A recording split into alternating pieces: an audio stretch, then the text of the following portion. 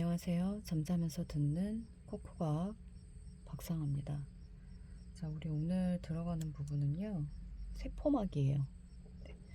생명과학 파트 공부하면서 가장 중요한 세포의 구조물이 세포막입니다. 그래서 세포막이 왜 중요한 거냐라고 묻는다면, 우선 주변 환경, 무기 환경과 생명체를 구분지어질 수 있는 가장 기본적인 매개체가 바로 세포막이에요.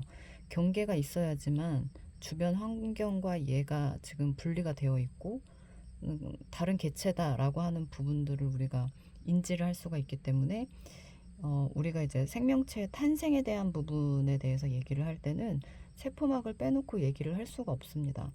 네, 중요한 거는 그거예요. 주변 무기 환경과 구분 지어줄 수 있는 경계막이 세포막이다. 네, 얘네들이 가지고 있는 기능들이 있는데 그 기능에 대한 부분은 오늘 대략적으로 같이 살펴보도록 할 겁니다. 세포막은 내용이 생각보다 좀 많아요. 그냥 일반적인 세포의 한 세포 소기관이라고만 생각하시면 안 됩니다. 그래서 얘네들은 유튜브를 통해서는 자세히 설명하기는 어렵고요. 여러분들 제 강의를 통해서 자세한 설명을 다 들어가셨으면 좋겠어요. 그래서 여기 지금 보면은 이제 세포막 처음 시작 부분이 심화로 선생님이 스타트를 끊었는데, 우선은 생명체 탄생에 대한 부분을 얘기하기 위해서 심화로 들어가는 부분의 내용을 좀 다뤄드리도록 할 거예요. 그래서 우선은 생명체의 탄생은 물에서 출발을 했다라고 과학자들은 생각을 하고 있어요. 그래서 이 물이라고 하는 이 무기 환경과 이 생명체라고 우리가 이제 인지할 수 있는 아이하고 이제 경계가 될 수 있는 경계막이 필요하잖아요. 그럼 이 경계막이 지금 주변 환경이 물이기 때문에 물과 친한 경계막을 사용하면 안 돼요. 그럼 물과 그냥 섞여 버리겠죠. 그럼 이제 그걸 우리가 경계막이라고 얘기하기는 어렵단 말이에요. 그래서 우선은 수용성으로 되어 있는, 단순히 물하고 친하다는 얘기죠. 수용성으로 되어 있는 물질의 경계막, 세포막은 안 된다라는 거 하나 기억하고 계시면 되겠고, 그러면 물과 친하지 않은 상극인 아이가 이제 기름이잖아요. 그래서 기름을 가지고 물과의 경계를 이렇게 만들어요. 근데 중요한 거는 기름은 물보다 밀도가 작습니다. 그럼 얘네들이 위로 붕붕붕붕 떠오를 거예요. 근데 지금 이때 당시에 이제 지구의 환경을 보게 되면 공기 중에, 그러니까 대기층에 오존층이 아직은 없는 상태예요. 오존층. O3가 오존이죠. 그쵸? 2층이 아직은 없는 상태. 이 얘기인 즉슨 태양으로부터 오는 누구, 자외선이 그대로 다 지표면 있는 쪽으로 들어온다는 얘기죠. 그쵸? 자외선 UV 얘기하는 거거든요. 그래서 육상 생물이 먼저 탄생한 게 아니라 물속에서 생명체가 먼저 탄생했을 거라고 사람들이 생각을 한 거예요. 왜냐면 이 자외선은 물을 15cm 이상 투과를 못 해요. 그러니까 보호를 받을 수 있죠. 자외선에 노출되면 생명체 그냥 다 타 죽는다고 보시면 됩니다. 파장이 짧기 때문에. 그래서 물속에서 보호를 받아야 될 아이가 어찌됐건 기름막이라고 하는 이 성분이 생겨서 이게 생명체라고 가정을 해볼게요. 근데 밀도가 작아서 위로 올라가게 되면 자외선에 노출되죠. 그럼 얘네들은 네, 타는 거예요. 그러니까 생명체로서 얘네들이 존속되기가 어렵죠. 그러면 물과 어느 정도는 친하면서 위쪽으로 떠오르지는 않게끔 만들어줘야 되겠네요. 그렇죠? 그래서 거기에서 탄생한 게 바로 여기 아래쪽에 나와 있는 인지질 이중층입니다. 이 구조가 되게 중요해요. 그래서 여기 지금 나와 있는 것처럼 물과 경계를 지니면서 물과 친숙하기 때문에 물속에 잔류하는 게 가능하다라고 써 있는 거 보이시죠? 그렇죠? 그래서 이 아래쪽으로 내려와서 그림 자료를 한번 먼저 볼게요. 여기 지금 성냥개비 같이 생긴 요 아이 있죠? 얘를 우리가 네, 인지질이라고 얘기를 합니다. 인지질 처음 들어보는 단어는 아닌데 우리가 기본적으로 지질이라고 얘기를 했을 때 지용성이죠. 중학교 때는 중성 지방을 배웠어요. 지방. 그 지방이 지질 안에 들어가는 한 종류라고 보시면 됩니다. 그래서 우리가 지질이라고 하면 그 안에 중성지방이 있고요. 인지질이 있고요. 여기 나오는 인지질. 그 다음에 세 번째가 스테로이드였어요. 근데 지금 우리가 봐야 되는 거는 인지질이에요. 인지질 이렇게 생겼어요. 그래서 이제 머리 있는 부분하고 꼬리 있는 부분을 우리가 나눠서 이제 확대를 시키면 이렇게 볼 수가 있는데, 머리 있는 부분은 물하고 친한 부분이거든요. 그래서 여기를 우리가 친수성, 꼬리는 기름하고 친해요. 이거를 우리가 소수성, 이렇게 표현을 합니다. 그래서 지금 머리 있는 친수성 부분이 바깥쪽으로 머리를 이렇게 다 틀고 있고요. 그 다음에 이제 꼬리, 기름하고 친한 부분이죠. 소수성이 이 막 안쪽으로 다 틀고 있어요. 방향이. 얘도 마찬가지로 머리 있는 부분이 바깥쪽, 그 다음에 꼬리 있는 부분이 안쪽입니다. 그러니까 결국에는 우리가 세포를 이렇게 그림을 그려본다라고 얘기를 했을 때 이게 그냥 세포예요. 여기에 세포막인데 이 세포막을 확대를 시켜서 그림을 그려보게 되면 여기에도 물이 있을 거고 여기에도 물이 있을 거거든요. 그렇죠? 그러니까 이쪽 안쪽과 바깥쪽이 물로 채워져 있는데 이 물하고 친하게끔 해주기 위해서 친수성으로 돌아가는 머리 있는 부분이 이렇게 바깥쪽으로 머리를 다 틀었고요. 그 다음에 이 안쪽 내부로 들어가는 부분이 소수성이 되기 때문에 경계도 되는 거예요. 물하고도 친하면서 경계도 되는 거. 그래서 우리가 기본적으로 이제 세포막이라고 하면 이런 구조를 우리가 볼 수 있고요. 그리고 좀 중간에 독특하게도 이렇게 덩어리 같은 아이들이 이렇게 총총총 박혀 있어요. 얘네들이 단백질입니다. 그래서 정확히 얘기하면 막에 박혀 있는 단백질이죠. 이걸 우리가 막 단백질이다라고 표현을 할 수 있어요. 막 단백질. 근데 이 막 단백질은요, 여기에 고정되어 있는 게 아니라 움직여요. 그래서 유동성을 지니고 있다라고 표현을 할 수가 있고, 이렇게 움직이는 요 아이들을 가지고 우리가 뭐라고 표현하냐면 유동 모자이크 모델이다라고 표현을 합니다. 움직임이 가능하기 때문에 이렇게 표현을 하는 거고요. 세포막은 어찌됐건 우리가 느낌으로 살려서 표현을 한다고 하면 되게 부들부들해요. 그래서 얘네들이 움직여요. 그리고 뭐 지금 우리가 통합과학으로 들어가는 부분이기 때문에 자세히 설명을 들을 기회는 뭐 지금은 없겠지만 이 막 단백질로 들어가는 부분에 여러 개 이제 아미노산이라든가 이런 아이들이 위에 붙어 있어요. 네.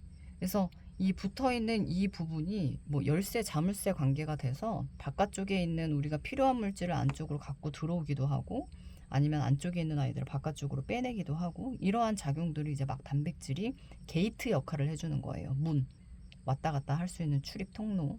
근데 중요한 거는 얘만 출입 통로가 되는 거냐? 그건 또 아닙니다. 여기에 들어가는 인지질이 지금 성냥개 비제로 쫙 배열이 되어 있잖아요. 이 사이 틈바구니, 이 좁은 틈바구니로도 왔다 갔다 할 수 있어요. 쉽지는 않겠죠.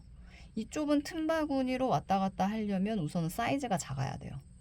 그리고 막단백질을 통해서 왔다 갔다 할 수 있는 아이들은 사이즈가 커도 상관이 없습니다. 그렇죠? 그리고 막단백질이 단백질이잖아요.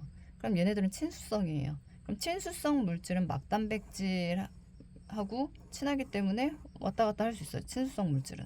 그 다음에 이제 지용성 물질, 그러니까 소수성이 되는 거죠. 이런 아이들은 이 여기에 나와 있는 이 인지질 틈바구니로 이렇게 왔다 갔다 하는 게 가능하고. 그러니까 선생님이 하려고 하는 얘기는 뭐냐면 물질의 출입을 통제하는 게 세포막이에요. 물질의 출입을 통제하는 게 세포막이라고요. 근데 중요한 거는 선택적 투과가 가능해요. 내가 필요한 물질만 갖고 들어오고 필요 없는 물질은 중간에 차단하는 거죠. 그렇죠? 근데 이 들어오는 물질을 내가 종류에 따라서 나눌 수 있잖아요. 그렇죠? 지용성은 틈바구니로, 그렇죠? 수용성은 막단백질을 통해서, 그렇죠? 근데 이렇게 달랑 두 개만 있을까요? 물질의 종류가? 그렇지 않겠죠. 걔네들을 여러분들이 다 암기하셔야 됩니다. 그래서 지금 여기에 나와 있는 이 그림은 인지질 이중충이에요. 그걸 여러분들 기억하고 계셔야 되겠고요. 그럼 방금 얘기를 한 것처럼 물질의 종류에 따라서 여기로 갈 거야 아니면 틈바구니로 갈 거야 이제 요거를 너희들이 구분을 좀 해줘야 되는데 이런 식으로 막단백질을 통해서 이동하는 경우는 우리가 통로가 필요한 케이스라고 얘기를 하고요. 인지질 틈바구니로 왔다 갔다 하는 아이들은 통로가 없는 아이들이에요. 그래서 우리가 크게 두 가지로 나눠서 보게 되면 통로가 필요하지 않은 케이스, 그 다음에 통로가 필요한 케이스. 자, 통로가 필요하다라는 것은 결국에는 누구를 통해서? 막 단백질을 통해서 얘네들이 이동을 하겠다는 얘기죠. 자, 그러면 통로가 필요하지 않은 케이스는 우리가 뭐라고 얘기하냐면 어떤 원리? 단순 확산을 통해서 이동하는 거예요. 그 다음에 통로가 필요한 케이스는 이게 조금 더 복잡하긴 한데 얘는 촉진 확산을 통해서 이동을 합니다. 물질이.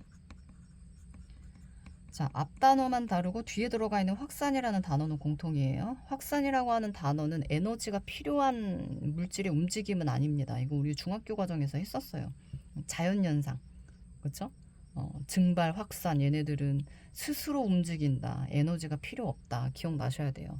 그래서 그 에너지에 대한 부분의 여부를 출제자가 물어볼 수 있으니까 그거는 여러분들 참고하시면 되겠고 단순 확산을 통해서 물질이 이동하는 거는 이제 통로가 필요하지 않은 이제 보통 지용성 물질. 촉진 확산 같은 경우에는 막단백질을 통해서 통로가 되겠죠. 이동하는 케이스라고 봐주시면 됩니다. 자, 그러면 이쪽으로 들어가는 아이들은 어떤 아이들이 들어가냐? 우선은 무극성. 기름이 무극성이에요. 네, 소수성 물질이 대부분 다 무극성이에요. 소수성. 물하고 기름하고 친하지 않은 이유가 뭐냐면 물은 극성이 있어요. 플러스 마이너스. 플러스 극, 마이너스 극, 극이 있죠. 그러한 성질, 극성. 오케이? 근데 이제 기름 같은 경우에는 극이 없어요. 네, 그래서 무극성이라고 얘기하는 거예요. 그렇죠? 그래서 여기는 극성. 친수성이 되겠죠. 자, 그 다음에 이제 분자 사이즈에 따라서 얘네들을 또 두 가지로 나눠서 볼 수가 있는데 분자 사이즈가 좀 작으면 이런 틈바구니를 통과하기가 좋겠죠. 그래서 저분자 물질, 네, 이런 아이들은 단순 확산을 통해서 이동을 할 수가 있습니다. 대표적인 게 보통 기체, O2라든가 CO2 이런 아이들이 나오게 될 거고요. 그 다음에 이제 통로가 필요한 케이스, 여기 저분자 나왔으니까 당연히 여기 고분자겠죠. 사이즈가 좀 커. 그럼 얘네들은 큰 통로로 이동을 해줘야 돼. 그래서 막단백질이 필요한 거고, 대표적인 게 고분자는 기본적으로 다 이리로 들어가고요. 그 다음에 너희들이 헷갈릴 수 있지만 암기를 해야 되는 것 중에 하나가 이온이 이리로 들어갑니다. 이런 아이들. 그래서 나중에 생명과학 원 선택하게 되면 이 나트륨 이온하고 칼륨 이온으로 들어가는 아이들이 삼투압 농도에 따라서 세포막을 기준으로 해서 어떻게 이동하는지에 대한 부분을 엄청나게 자세히 배워요. 네. 소금을 섭취를 하게 되면 나트륨 섭취가 되는 거거든요. 근데 소금 섭취 또 너무 안 하게 되면 우리가 이제 신경계에 문제가 생길 수가 있어요. 뭐 감각이 둔해진다거나. 그 자세한 내용을 이제 생명과학 원에서 하게 될 건데, 실질적으로 누가 나를 꼬집었을 때 우리가 이제 아픔을 느끼는 이유가 뭐냐면 이 나트륨이라고 하는 물질이 세포막에 있는 막 단백질을 통해서 통로 단백질이라고 얘기하거든요. 좀 더 자세히 얘기하면. 그러니까 막 단백질도 종류가 여러 가지가 있어요. 여기에 있는 통로를 열어서 안쪽으로 들어옵니다. 그럼 안쪽에 있었던 칼륨 이온이 또 바깥쪽으로 빠져나가요. 이런 식으로 바깥쪽에 있었던 나트륨 이온이 도미노 쓰러지듯이 착착착착착착착 움직이면서 세포막 안쪽으로 싹싹싹싹 들어와요. 칼륨은 바깥쪽으로 툭툭툭툭 던져 나가게 되는 거고, 이거를 우리가 이제 봤을 때, 멀리서 봤을 때 전기의 흐름이 생긴다라고 얘기를 하는 거죠. 어찌됐건 얘네들은 극성을 띠고 있으니까. 네, 뭐 양이온이기는 하지만 어찌됐건 극성을 띠고 있는 아이들은 보통 이쪽 라인을 탄다고 보시면 돼요. 그러니까 전기의 이동에 의해서 우리가 감각을 하고 그거에 대한 아픔을 느낄 수 있고, 그걸 이제 참고해서 봐주시면 됩니다. 네, 이 두 가지는 여러분들 암기를 하셔야 돼요. 자, 그리고 여기 지금 아래쪽으로 내려와서 보시게 되면 용어에 대한 부분이 나와 있어요. 이거 용어 헷갈려하는 학생들이 많아서 선생님이 여기다가 하나를 좀 기입을 해놨는데, 지금 여기에 나와 있는 게 인지질 이중층이거든요. 이건 인지질 이중층이에요.